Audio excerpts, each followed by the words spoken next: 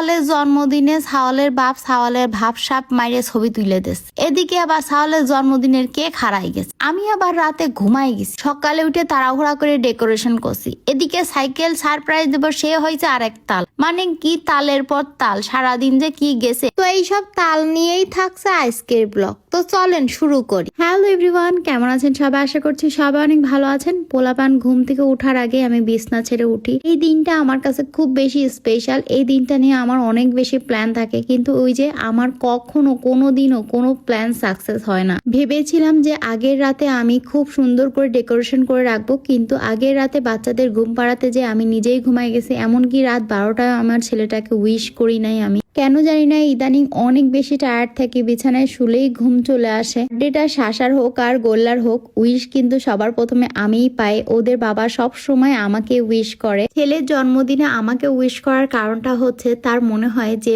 মা হিসাবে এটা আমারও জন্মদিন, তাই সে কিন্তু প্রথমে আমাকে উইশ করে। রাত 12টার সময় যখন ওদের বাবা আমাকে উইশ করছিল, আমি ঠিক পাচ্ছিলাম, বাট আমার চোখ মেলার ক্ষমতা ছিল না। তো আমি সকালে ঘুম থেকে সবার আগে উঠে আগে একটু ডেকোরেশন করেছি, এবং যেহেতু ওই দিন স্কুলও ছিল, তো বাচ্চাদের ড্রেস প্লাস খাবার সবকিছু রেডি করে ভাবলাম কেননা এবার হচ্ছে ছেলেটাকে একটু সারপ্রাইজ দিই। তো আমি আগের রাতেই কেক আনায় রাখছিলাম, তো সেটা নিয়েই আর কি প্রথমে ওর ঘুমটা ভাঙালাম। ভাবছিলাম যে গোল্লার দিক থেকে একটা রিয়াকশন আসবে, কিন্তু তারপরেও গোল্লাকে এটা মানতে হবে যে এটা দাদার বার্থডে। আমি এভাবেই আর কি বোঝানোর চেষ্টা করি। পরবর্তীতে যদিও ওকে আবার সান্ত্বনা দেওয়ার জন্য কেক নিয়ে এসে তাকে আবার হ্যাপি বার্থডে বলেছি দাদার মতো করেই, কিন্তু তারপরেও যার জন্মদিন তারটা আগে করা উচিত। এই ভিডিওটা আপনাদের সাথে যখন শেয়ার করি তখন ম্যাক্সিমাম মানুষই বলেছে যে গোল্লা কি কান্নাকাটি করেনি, এবারই খবর আছে। আপনারা যে গোল্লাকে এত ভালোভাবে চিনেছেন, এটা আমার অনেক বেশি ভালো লাগে। এবং আমরা কিন্তু পরিবারের সবাই গোল্লাকে দেখে অনেক বেশি ভয় পাই।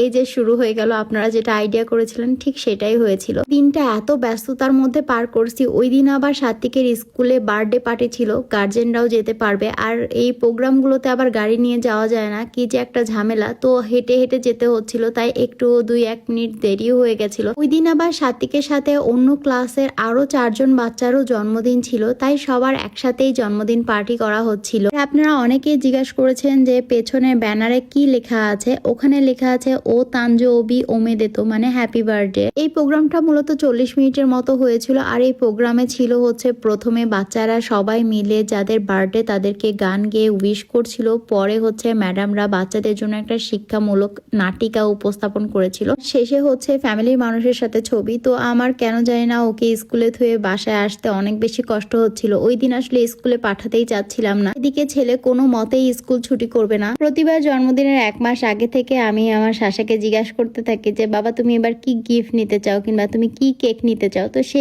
এবার বলেছে সে সাইকেল নিতে চায় আর স্পাইডারম্যানের কেক নিতে চায়। স্পাইডারম্যানের কেক তো আমি আগে অর্ডার করে দিছি, কিন্তু স্পাইডারম্যানের কেকের সাথে গেঞ্জি কিনতে আমি ভুলে গেছি। তারপরে দৌড়াতে দৌড়াতে এই স্যান্ডামে গেলাম, যে আর কোথাও পাই না পাই এই গেঞ্জি আমি এই স্যান্ডামেই পাবো। কিন্তু কপাল খারাপ থাকলে যা হয়, তো এই স্যান্ডামেও ওই গেঞ্জি স্পাইডারম্যানের গেঞ্জি আমি পাই নাই। পরে ডাইনোসরের গেঞ্জি কিনে নিয়ে আসছে। তারপরে তো বাসায় এসে তাড়াহুড়া করে ওর বাবা সাজাতে লাগছে, আর এদিকে আমরা কেকের জন্য অপেক্ষা করছি। কেক দেওয়া ছিল যে 9টা থেকে 12টা পর্যন্ত সময়, কিন্তু কেক এসে পৌঁছায়নি। এদিকে শাসা তো অনেক প্ল্যান করে রাখছে যে তার স্পাইডারম্যানের কেক আসবে, সেটা নিয়ে সে অনেক বেশি এক্সাইটেড ছিল। আবার এদিকে সাইকেল কিনতে গেছিলাম, ভাবলাম যে ছেলেটাকে সারপ্রাইজ দেবো, কিন্তু আমরা একা একা সাইকেল কিনতে পারবো না, ওকে সাথে করে নিয়ে যেতে হবে, কারণ ওর মাপ লাগবে সাইকেল কিনতে। মানে এই বিষয়গুলো আমার এত বেশি অবাক লাগছিল যে সাইকেল কিন্তু আবার বাচ্চাকে সাথে করে নিয়ে যেতে হবে, ঝামেলার উপর ঝামেলা। তো যেই সাইকেলটা আমাদের পছন্দ হয়েছে সেই সাইকেলটা ওদের কাছে স্টকে নেই, এবার অন্য দোকান থেকে নিতে হবে, আর নয় ওদেরকে অর্ডার করে যেতে হবে, কয়েকদিন পরে আসবে।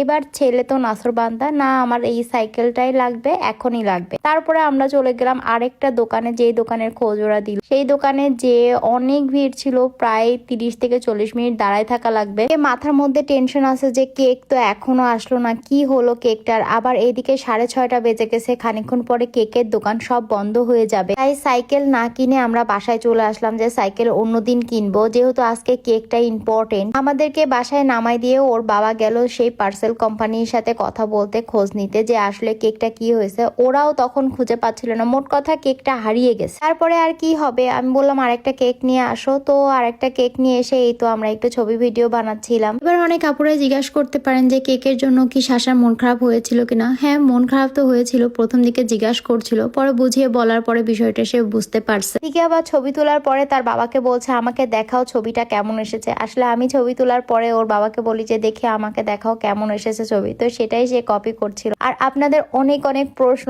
যে গোল্লা বাবু কি করছিল, সে কিছু করেনি। এবার বলি গোল্লা বাবু কি করছিল, কেন এত শান্ত ছিল, কারণ চারপাশে অনেক বেলুন পড়েছিল, সেগুলো নিয়েই সে অনেক বেশি এক্সাইটেড ছিল, খেলা করছিল। আমাদের জন্মদিনে কোনো ফ্যামিলি ছবি তোলা হয়নি, প্লাস ওদের দুই ভাইয়ের কেকের সাথে কোনো ছবি নাই। কেক নিয়ে যেই বসাইছি সেই তো গোল্লার মাথা একদম আওলাই গেছে। চকলেট দেখে তার চকলেট খেতেই হবে, সে নিজে থেকে নিজ দায়িত্বে চকলেট নিয়ে অর্ধেক শেষ করে দিছে। যার বার্থডে মানে বার্থডে বয় মাত্র 1 পিস ভাগে পাইছে। এদিকে কেক আসে নাই, কেক হারিয়ে গেছে, এইগুলো নিয়ে আমি এত বেশি ডিস্টার্ব ছিলাম। ছেলের একটু ধান দুবলো দেওয়া প্লাস একটু পায়েস মুখে দেওয়া। পায়েস ওর বাবা যেই মুখে দিছে সেই তো সে বমি, সে পায়েস তো সে খাই না, খেতেও পারে না, জাস্ট একটু চামচ মুখে ঠেকাইছে তাতেই তার বমি। এইসব ঝামেলায় আমি ক্যামেরা ঠিকই রেডি করছি কিন্তু ক্যামেরা অন করতে ভুলে গেছি। তো সব মিলায়ে এই হজবরল একটা বার্থডে গেছে। আমি যখনই কোনো কিছু প্ল্যান করে করার চেষ্টা করি আমার সেই প্ল্যান কখনোই সাকসেসফুল হয় না। আমি জানি না কেন আমার সাথেই সবসময় এটা হয়। তো তখন রাত অলরেডি 9:30 বাজে আর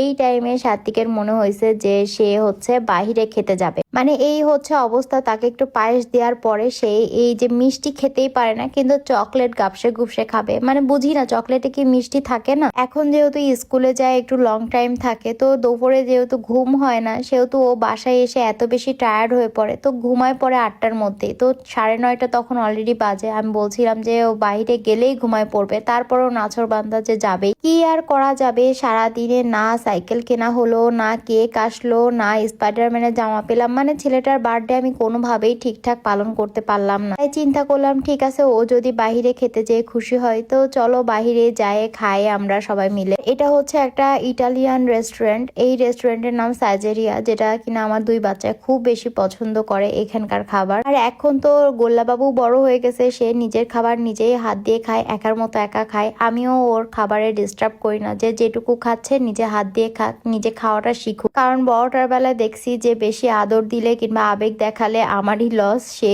খাওয়া এখনো শেখেনি, মানে একার মতো একা, মা পাশে থাকলে আর খেতেই পারে না। কিন্তু গোল্লা কিন্তু নিজেরটা নিজেই পারে সবকিছুই। কেন জানি না সাত্বিক বাবু খাওয়ার সময় আমরা অনেক বেশি ডিস্টার্ব করি। মানে ও নিজে খাচ্ছে তারপরেও আমরা ওকে খাওয়ানোর চেষ্টা করি, কেন এটা আমরা করি আমি জানি না। আর এদিকে দুই ভাইয়ের তো চোখ ঢুলুঢুলু অবস্থা, ঘুমের ঠেলায় তারা একদম অস্থির হয়ে গেছে। সাত্বিক তো মুখে খাবার নিয়েই প্রায় ঘুমায় যায়, এরকম ঘুমায় খানিকক্ষণ খেয়ে পরে। আর আমি বললাম যে ঠিক আছে ওকে আর খাওয়ানো লাগবে না, ও ঘুমায় যাক। এই ছিল আমার ছেলের জন্মদিনের পুরা দিনটা, একদম দৌড়ের উপরে গেছে। তো কেমন লাগলো অবশ্যই জানাবেন। তো শেষমেশ তো সাত্বিক বাবু ঘুমিয়ে গেছিল। তো যাই হোক আজকের ব্লগটা এখানে শেষ করছি। ভালো থাকবেন, দেখা হবে নেক্সট ব্লগে। টাটা।